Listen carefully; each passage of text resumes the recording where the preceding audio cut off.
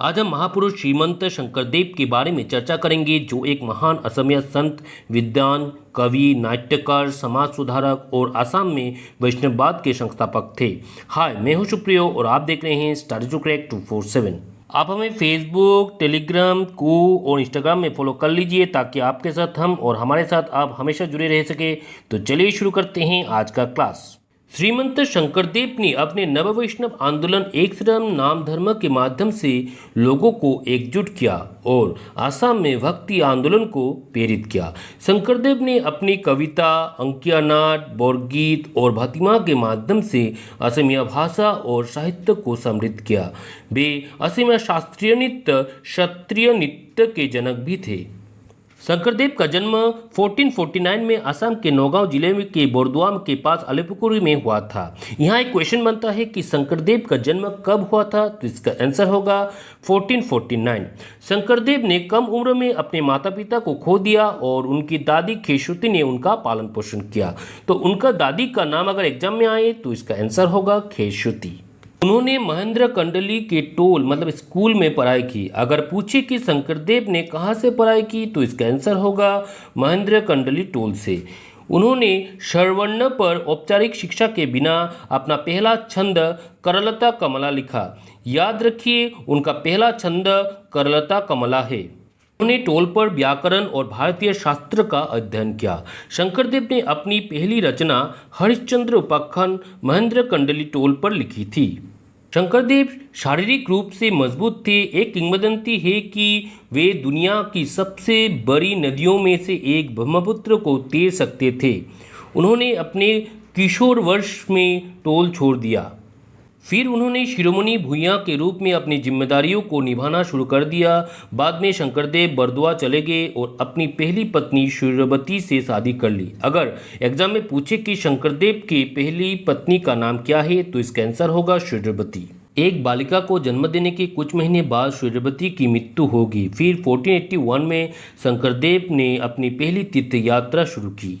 उन्होंने पुरी, मथुरा, वृंदावन, गया, अयोध्या, द्वारका, सीताकुंड, रामेश्वरम आदि का दौरा किया। उन्होंने पुरी में कई साल बिताए। शंकरदेव की पहली तीर्थ यात्रा 12 साल तक चली। सन 1493 में स्वदेश लौटने के बाद शंकरदेव ने अनिच्छा से शिरोमणि की जिम्मेदारी ली, लेकिन जल्द ही उन्होंने अपनी सारी जिम्मेदारी अपने दामाद हरि को सौंप दिया। तो यहाँ पर एक क्वेश्चन बनता है कि शंकरदेव का दामाद का नाम क्या है, तो इसका आंसर होगा हरि। शंकरदेव ने 54 वर्ष की आयु में कालिंदी से पुनः विवाह किया और अलीपुर से बोरदुआ में अपना निवास स्थान का परिवर्तन कर लिया। वर्ष 1550 में उनकी दूसरी तीर्थ यात्रा शुरू हुई। उस समय उनके साथ माधवदेव सहित 100 से अधिक शिष्य थे। शंकरदेव ने एक शरण धर्म का प्रचार के लिए, जिसमें भगवान श्री कृष्ण की पूजा केवल उनकी विभिन्न नामों का उच्चारण करके किया जाता है। श्रीमंत शंकरदेव ने अपने एक शरण धर्म में दीक्षा की एक प्रणाली शुरू की। उन्होंने जाति व्यवस्था जैसे असामाजिक व्यवस्था के खिलाफ लड़ाई लड़ी। उन्होंने मुसलमान सहित सभी जातियों और धर्मों के लोगों को शरण दिया। जो लोग उनके धर्म का पालन करते हैं उन्हें शरणिया या शंकरी कहा जाता है। तो यहाँ पर एक क्वेश्चन बनता है कि कोई अगर एक शरण धर्म का पालन करे तो उन्हें क्या कहा जाता है, तो इसका आंसर होगा शरणिया या शंकरी। कोच राजा नरनारायण ने एक बार शंकरदेव को गिरफ्तार करने का आदेश दिया था, लेकिन उस समय के कोच सेना के जनरल चिलराय ने उन्हें गिरफ्तारी से बचा लिया।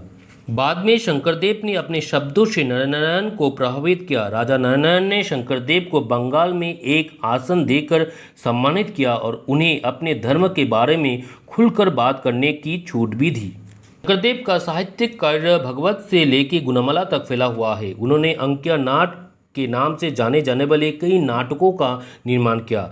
शंकरदेव भारत के शास्त्रीय नृत्य, क्लासिकल डांस रूप में से एक क्षत्रिय नृत्य का निर्माता थे।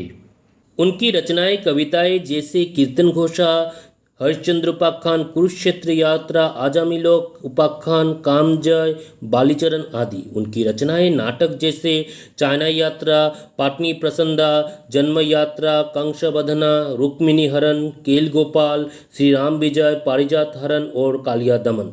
बुक श्रीमंत शंकरदेव द्वारा लिखित यह सब कविताएं और रचनाओं को आप एक बार याद कर लीजिएगा, क्योंकि कॉम्पिटिटिव एग्जाम में बुक्स का नाम देके आपको ऑथर का नाम पूछता है। तो इन सब बुक का नाम देकर अगर ऑथर का नाम तो आप लिखेंगे श्रीमंत शंकरदेव इन सब बुकों को लिखा था। बुक्स एंड ऑथर के ऊपर मैंने ऑलरेडी एक वीडियो बना दिया, जिसका लिंक आपको ऊपर आई बटन पर मिल जाएगा, इसे भी आप एक बार देख लीजिएगा। उनकी रचित गीतों को बरगीत और भतिमा कहते हैं। उनकी मृत्यु 120 वर्ष की आयु में सन 1568 में हुई। ये था असम का एक महान संत महापुरुष श्रीमंत शंकरदेव का बायोग्राफी। आपको कैसा लगा कमेंट कीजिए। अगर आप इस चैनल पर नए हैं तो इसे सब्सक्राइब कर बेल आइकन को प्रेस करें, ताकि सबसे पहले आपको वीडियो मिल सके। उम्मीद है आप इस वीडियो को शेयर करके दूसरों को सीखने का मौका देंगे। Thanks for watching.